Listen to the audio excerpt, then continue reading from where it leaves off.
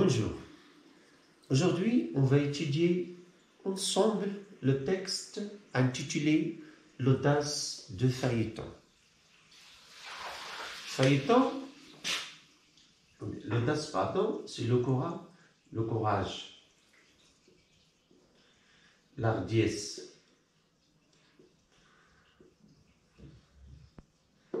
Avoir le culot.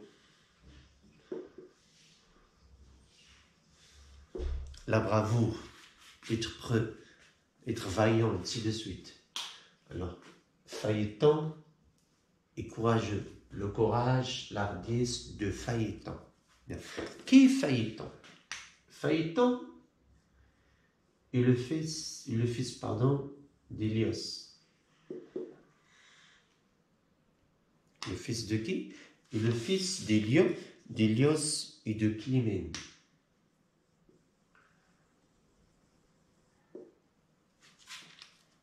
Phaéton est le fils d'Hélios.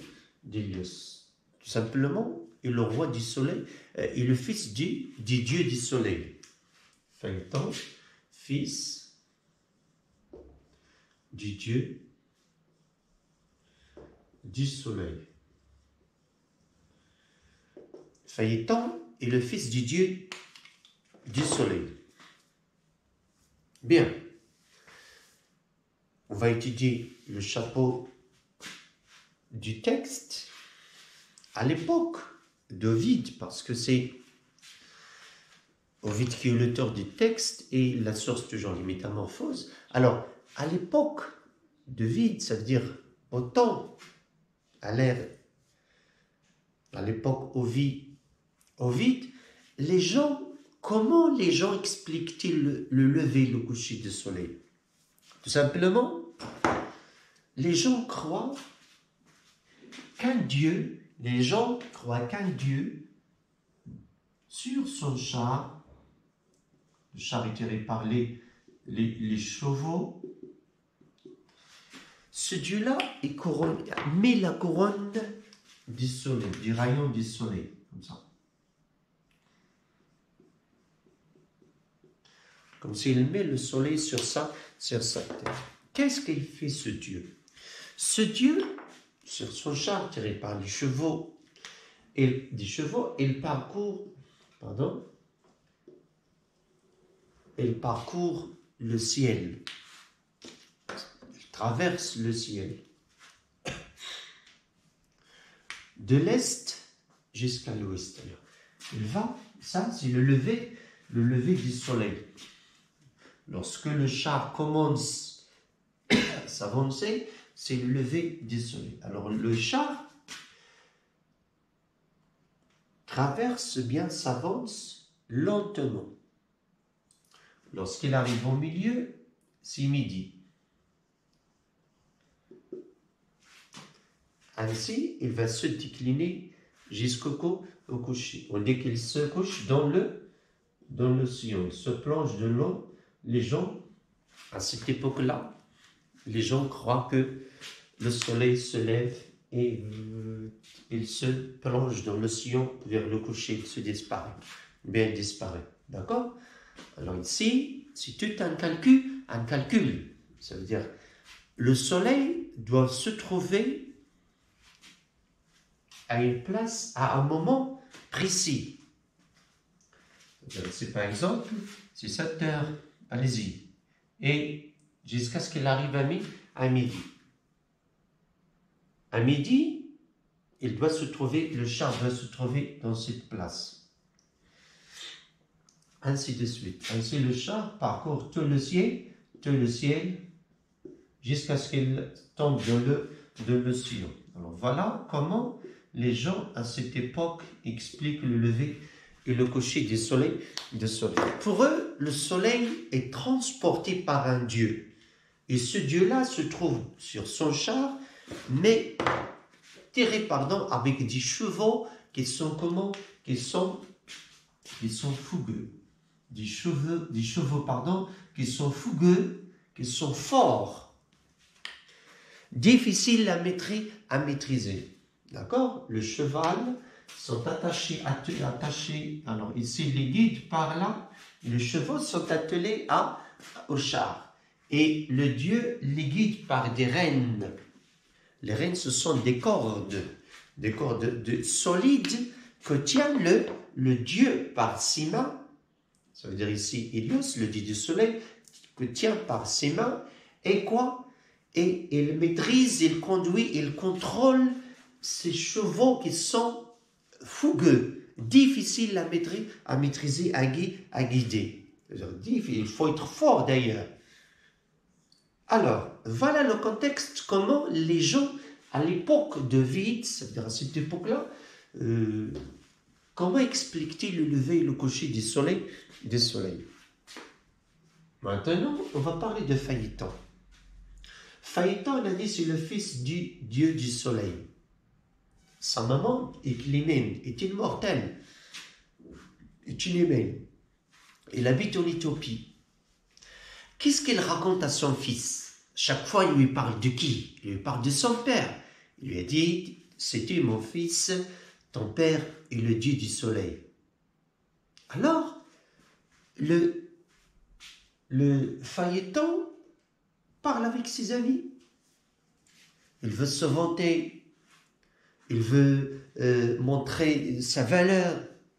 Il leur raconte qu'il est le dieu du soleil. Chaque fois, je suis qu'il est le fils du dieu du soleil. Mon père est le dieu du soleil. C'est mon père qui guide le soleil. C'est mon père. Vous voyez le soleil? C'est mon père. À chaque fois, il répète ça. Ses amis ne le croient pas. Ses amis ne croient pas tout ce qu'il dit. Le fils d'Io, un jour, il s'est disputé avec le fils d'Io.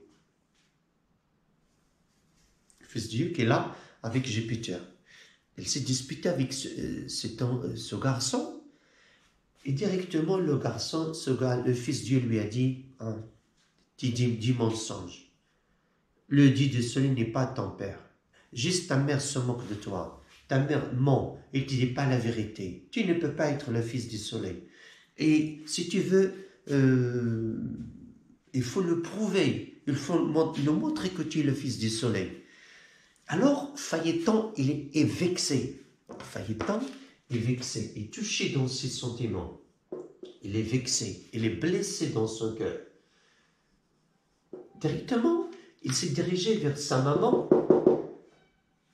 Alors, ce jour-là, il veut une explication. Comment je vais prouver à mes camarades que je suis le fils du dieu du soleil? Vous avez compris? Alors, il part chez sa mère, il rentre chez lui. Il dit à sa maman, comment vais-je prouver, c'est la parole de Phaéton, comment vais-je prouver à mes camarades, mais à mes amis, que je suis le fils du dieu du soleil? Sa maman, directement, sans hésitation, il lève le doigt et lui montre le soleil. Il lui dit, tu vois ce soleil? Il dit, c'est ton père, va chez lui.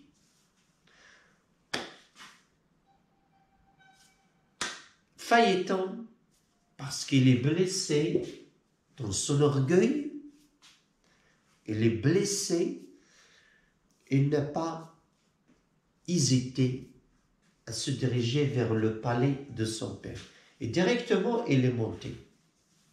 Il est parti chez son père. Alors, il a trouvé son père. Et lorsque ce dernier le voit, il enlève la couronne. Il se trouve dans un palais merveilleux, dans un palais avec de l'or, des verres, ainsi de suite. Et le Phaéton n'arrive pas, il est ébloui par les rayons du soleil. Le dieu du soleil enlève la couronne, la pose, il accueille son fils. Bonjour mon fils, qu'est-ce que tu fais là?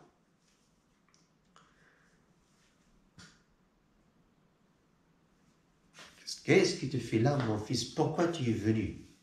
Oui, je suis ton père, mais pourquoi tu es venu? Le père lui demande. Alors, le fils, Phaéton lui demande de lui prouver qu'il est son père. qu'il est le Dieu du soleil, qu'il est son Père. Par mégarde, le Dieu du soleil lui demande, lui dit de demander un vœu, de dire un vœu. Qu'est-ce qu'il souhaite? Phaéton lui demande, si je jure au Styx que tu vas m'exaucer le vœu que j'ai dans ma tête, auquel je réfléchis.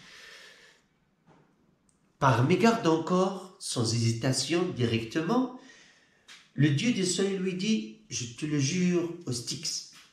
Le Styx, c'est le fleuve des dieux, le fleuve de l'enfer. Ça veut dire, si on juge ce Styx, au Styx, on n'a pas le droit de changer le serment. On n'a pas le droit d'abandonner ou bien de ne pas faire sur quoi on a jugé. Alors, directement, Phaéton lui demande de le laisser conduire le char du soleil pendant une seule journée. Que demande Phaéton à son père? Conduire le char une seule journée. Pourquoi? Pour prouver à ses amis que le Dieu du soleil est son père. Pour prouver à ses amis qu'il est fort, qu'il est capable de faire des choses comme celle des grands, qu'il est maintenant un grand adolescent, qu'il est capable de conduire le char du soleil, qu'il est capable de faire le travail de son père. Alors, lorsqu'il a demandé le char au soleil à son père, là, le père est choqué. Il sait, voilà, il lui dit, oui, mon fils, je ne peux pas changer mon serment, mais tu ne peux pas conduire le char, mon petit. Il dit, pourquoi, mon papa, je suis fort, je dis, je suis... Non, c'est pas là. Il dit, tu n'es pas la forme qui te permet de bien, tu n'as pas la forme qui te permet de bien guider les chevaux. Tu n'es pas totalement fort pour guider, maîtriser ces chevaux fougueux. Ces chevaux, entre parenthèses, un peu sauvages, qui sont difficiles à maîtriser. Tu ne sais pas, tu n'as pas l'expérience de ces minutieux calculs. Lorsque les chevaux ne te connaissent pas, n'ont pas l'habitude de te voir, et même pour lui montrer que tout ce que lui dit est vrai, il lui a dit, le Dieu de soleil lui a dit, personne ne peut conduire ce char, sauf moi. Même le Dieu des dieux, ça veut dire Jupiter, ne peut pas conduire ce char. Il est fort, Jupiter. Il lui a dit, il ne peut pas. C'est très difficile. Le Dieu du soleil a avoué à son fils que même s'il a l'expérience, il a l'habitude de conduire ce char, ils sont toujours la peur. Surtout lorsqu'il se décline, les cheveux courent très vite, il lui dit, c'est très difficile pour moi, même pour moi, et figure-toi si tu le conduis. Malheureusement, le fils s'obstine à son idée, il s'attache à son idée, il ne veut pas changer d'avis. Le Dieu du soleil se trouve entre le marteau et l'enclume. Être entre le marteau et l'enclume.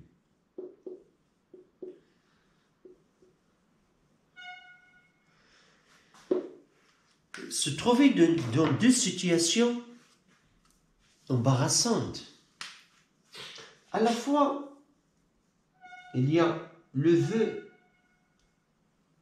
dangereux de son fils, à la fois il y a le serment sur le Styx, ou bien au Styx. Il ne sait pas quoi faire. Et d'ailleurs, il ne peut rien faire que d'accepter la demande de son fils. Le dieu du soleil a accepté, a exaucé le vœu de son fils et lui accorde la permission de conduire le char du soleil et faire lever le soleil et le coucher pendant une seule journée. Mais le dieu du soleil sait bien quelle catastrophe va se produire. C'est bien qu'un désastre va se produire.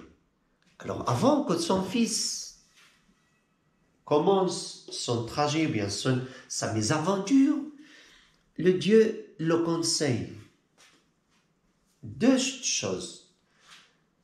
Ne t'éloigne pas, ne monte pas à un point très élevé dans le ciel, parce que la terre va geler. Ne t'approche pas, bien ne descends pas à un point très proche de la terre, parce que celle-ci va se brûler. Geler, brûler. Tu t'éloignes, la terre se gèle. Tu t'approches, la terre se brûle. Et Phaéton, c'est très simple. Alors je ne vais ni éloigner, ni s'approcher. Non, là, c'est facile. Qu'est-ce qui va se passer? Quand Phaéton a pris les chevaux, ou bien quand Phaéton est sur le char, il tient les rênes, les chevaux ont senti que le char est léger. On sentit que ce n'est pas leur maître.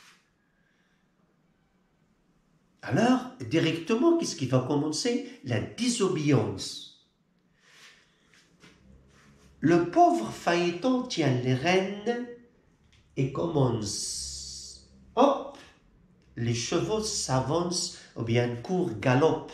Les chevaux galopent et le pauvre Phaéton n'arrive plus, ou bien n'arrive pas à les maîtriser, n'arrive pas à les contrôler. Pourquoi il les contrôlait? Pour avoir le soleil à un moment, à une place précise et au moment convenable. Voilà. Il s'est resté ici 8 heures, 9 heures, 10. Qu'est-ce qui se passe? Les chevaux ont peur, il y a la peur. Ils ont peur d'un scorpion qui les menace par leur dard. Un scorpion les menace par leur dard. Alors, les chevaux s'enfuient. Les chevaux courent dans tous les sens, dans tous les sens. Alors, qu'est-ce qui va se passer à Phaéton? Phaéton, il vacille. Il passe d'un côté, de l'autre, dans le char. Il n'arrive même plus à se contrôler lui-même. Alors, lorsqu'il est tiré, guidé, emporté par les chevaux, qu'est-ce qui se passe? Il lâche les rênes. Il lâche les rênes. Les chevaux ont senti les rênes sur leur groupe, sur leur derrière. Ils sentaient les cordes, les rênes sur leur groupe. Et c'est ainsi qu'il commence quoi? Le chaos, ou bien le désordre total. Les chevaux vont monter, ils vont descendre, monter, descendre. Ce dont son père a peur va se réaliser. Deux choses. Quelles sont ces deux choses dont le père a peur? C'est qu'il ne peut pas contrôler. La première, il ne peut pas contrôler les chevaux parce qu'ils sont indomptables, ils sont fougueux. Deuxièmement, il va monter à un point très élevé, il va descendre à un point très proche de la terre. Le pauvre Phaéton va regretter le jour de sa naissance, va regretter son vœu, va regretter de ne pas avoir écouté les conseils de son père, de ne pas avoir écouté les avertissements de son père. Alors il regrette d'avoir demandé le char, il regrette d'avoir d'être amené. Il regrette sa naissance. Il se demande pourquoi il se trouve dans la vie. Pourquoi? Mais c'est ça la vie. Lorsqu'on fait un mal, on le regrette. C'est comme ça la vie. Tu fais du mal, tu le regrettes. Ne fais pas mal. Tu n'écoutes pas, mais lorsque tu le fais, tu le regrettes. Alors pourquoi les gens te demandent de ne pas faire du mal? Parce que tu vas le regretter, parce qu'il y a un problème, parce qu'il y a un danger. Alors directement, écoute les personnes qui ont de l'expérience. On écoute nos parents, les grands, les vieux, toutes ces personnes-là ont de l'expérience.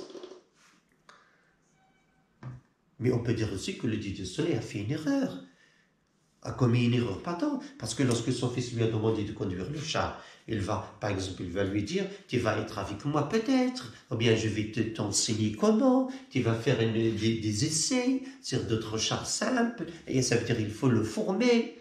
Mais là, ce qu'il fait, il fait. Bien, alors, qu'est-ce qui s'est passé? On a dit que le soleil s'approche de la terre. La terre se fissure. Il y aura des fissures. La terre va s'ouvrir.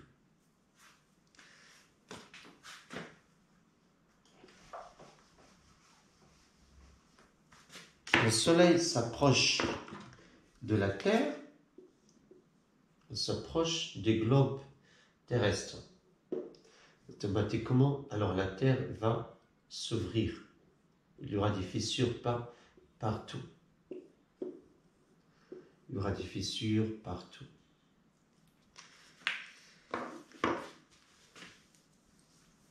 Les arbres et les forêts vont se brûler. Alors, la forêt va se brûler.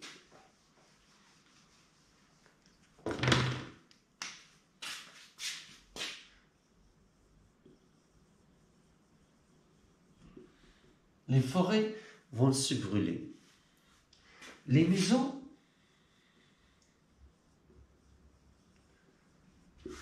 les remparts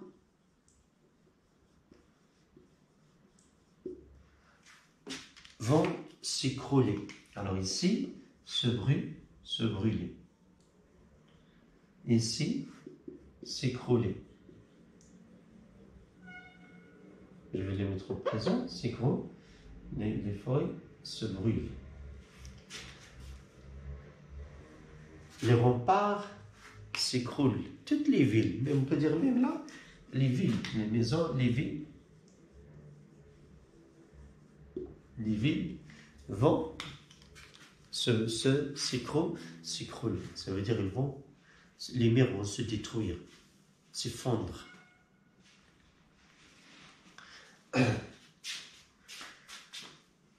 Les prairies qui sont vertes, les prairies se jaunissent. Il n'y a pas de verdure. Les prairies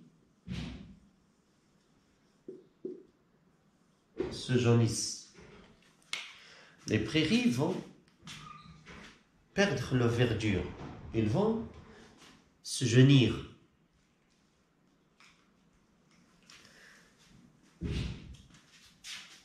La plupart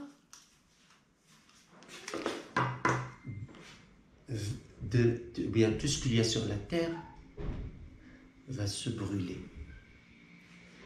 Et lorsque le soleil monte, les nuages s'évaporent. Les nuages vont s'évaporer.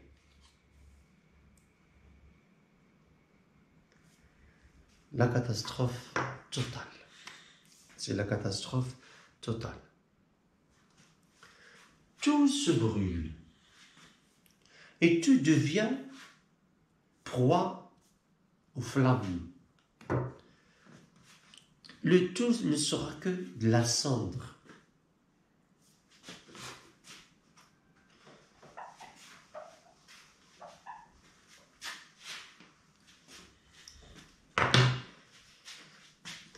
Alors,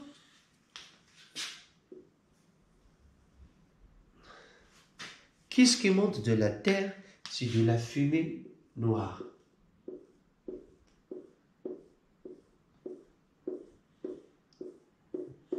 La fumée noire monte de la terre.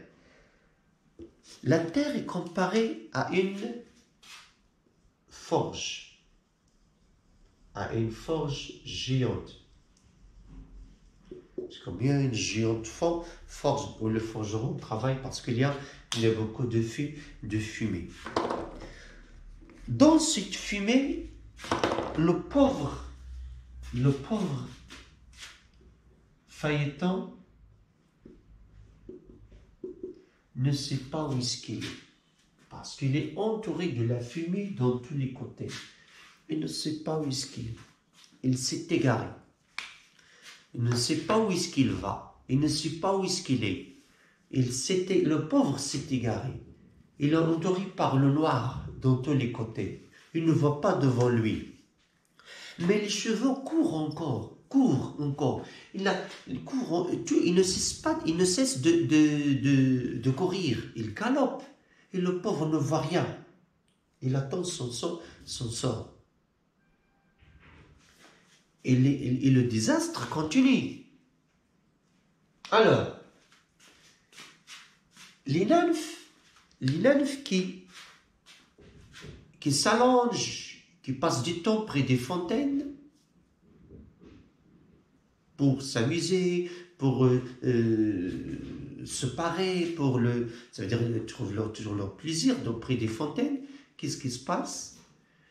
Il n'y a plus d'eau. L'eau est quoi? Est séchée. Le soleil s'approche beaucoup de la terre. Alors, l'eau des fontaines du nymphe se sèche.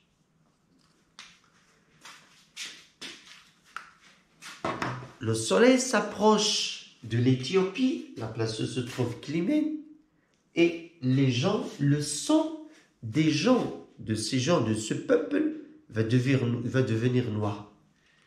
C'est pour cela que les Éthiopiens sont noirs, selon la mythologie, ce n'est pas la réalité. Alors le soleil s'est approché de l'Éthiopie, et là, brûlé le sang des Éthiopiens, entre parenthèses, et c'est pour cela qu'ils sont devenus noirs. En voyant le soleil, le Nil, la rivière d'Égypte, qui vient d'Éthiopie, Soudan, Égypte, court, ça c'est l'imagination, la personnification, il court, il cache sa tête pour qu'il ne soit pas brûlé. D'accord? Alors, voilà quelles conséquences. J'ai dit la terre contient des fissures, contient beaucoup de fissures. Alors, les rayons du soleil vont jusqu'au centre, jusqu'à l'enfer. Je l'écris minuscule ici. Alors, Pluton, Pluton, le dieu de l'enfer, souffre sans la chaleur, même s'il est de l'enfer. Alors, qu'est-ce qu'il a dit?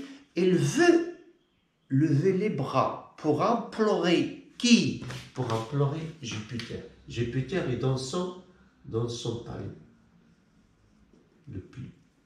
Il veut l'implorer, mais il n'arrive pas à lever les mains parce que le soleil est très chaud, il va le brûler. Les phoques,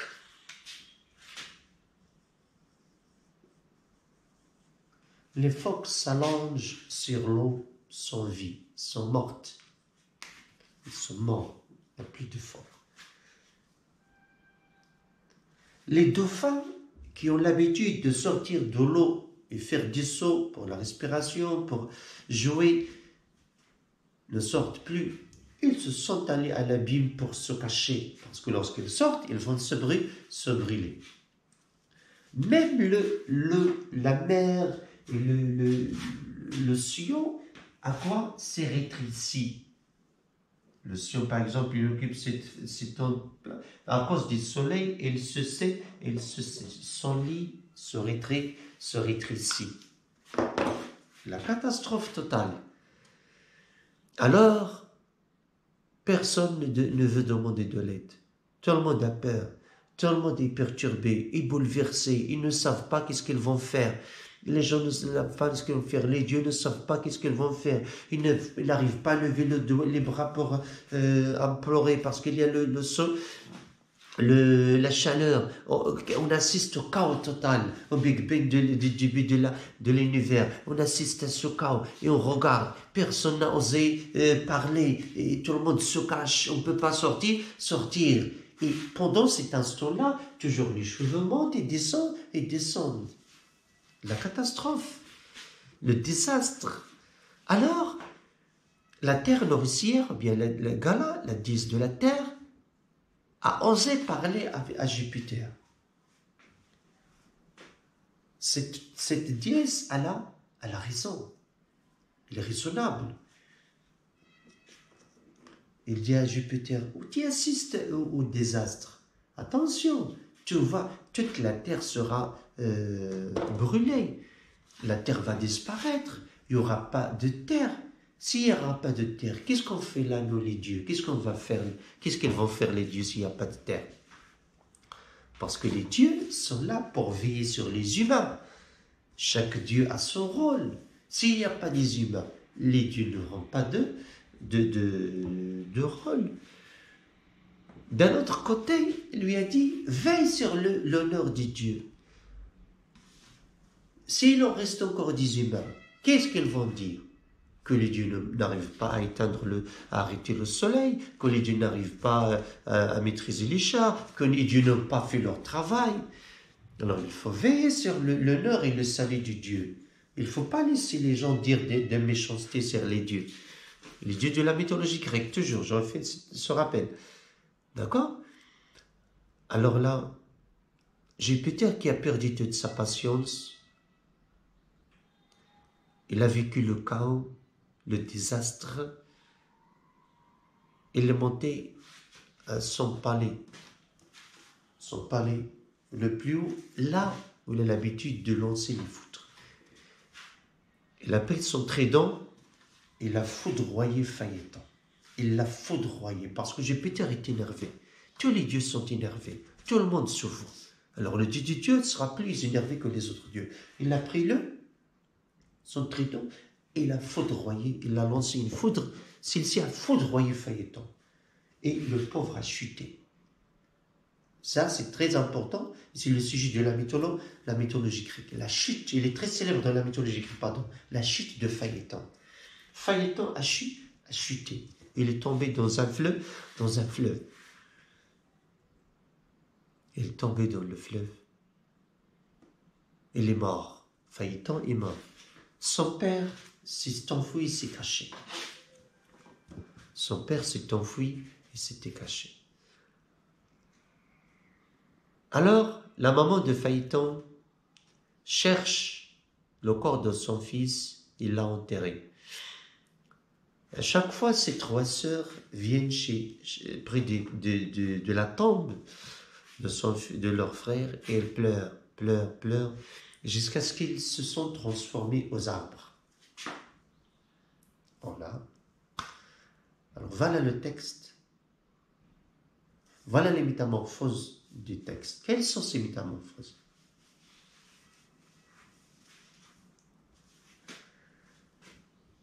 Les Éthiopiens sont noirs. Les Éthiopiens sont quoi? Sont noirs. La Libye est devenue une terre déserte. Pourquoi il est devenu déserte? Il a une grande superficie déserte. Pourquoi? C'est à cause parce qu'à cette époque-là, le soleil s'est beaucoup approché de la terre de la Libye. Il l'a séché jusqu'à maintenant. C'est pour ça qu'il est devenu un grand désert. Ça, c'est l'imagination d'Ovide. D'accord? Et les trois sœurs de Phaéton sont devenues des arbres. Aussi, le Nil, la tête du Nil, ou bien les deltas de Nil, ne sait pas où est-ce qu'il est. Il est très mystérieux, il est compliqué, il s'est caché. Alors voilà, en général, le texte de l'audace de Phaéton. Où est-ce qu'il a mené cette audace? À la mort? À la mort. Il a signé sa mort par ses propres mains, ses propres doigts. Qu'est-ce qui a poussé le Phaéton à conduire le char? C'est son orgueil. C'est son orgueil qui l'a poussé à le conduire. Sa vanité devant ses amis. Regardez bien le résultat de la vanité et de l'orgueil. Au début, que ressent le Phaéton? Il ressent le regret. Pourquoi il a fait ça? Il le regrette, il se repent. Mais c'est trop tard. C'est trop tard. Et le texte nous montre qu'il ne faut jamais être gourmand, il ne faut jamais être orgueilleux, ni vaniteux. Il ne faut pas demander des choses qu'on ne peut pas faire. Il ne faut pas demander des vœux impossibles à se réaliser. Il ne faut pas se croire fort, il ne faut pas se vanter simplement. Le texte est riche d'imagination, de transformation. Mais tout ça, pour la beauté des textes, nous montre que les conséquences néfastes de notre de notre orgueil, lorsqu'on est maladroit, qu'est-ce qui se passe? Lorsqu'on ne pense pas aux conséquences. Si je vais faire une chose, je pense d'abord aux conséquences. Ça veut dire que je l'analyse seulement. Je l'étudie. Si je vais faire un voyage, je vais étudier l'itinéraire, étudier la ville où je vais y aller. Si je vais conduire un vélo, je dois d'abord apprendre. Il y a l'apprentissage, c'est la même chose. Il y a un cas comme ici, Phaéton. Dans la mythologie grecque et la mythologie latine, là, le dieu du soleil, c'est Apollon. Mais pour Ovide, non. Il les a séparés. Apollon, c'est a sa spécialité et le dieu du soleil a sa spécialité. D'accord? Alors voilà le résultat, c'est on fait confiance aussi on abuse de la confiance de nos enfants, on fait beaucoup confiance à nos enfants. L'enfant n'a pas l'expérience, l'adolescent n'a pas l'expérience. C'est ça aussi l'adolescence, les conséquences de l'adolescence. L'adolescent est quelqu'un qui est tutu, qui veut tout avoir, qui croit qu'il peut te faire, mais voilà les conséquences. D'accord? Alors voilà le texte d'aujourd'hui. C'est très simple et très facile. Merci beaucoup.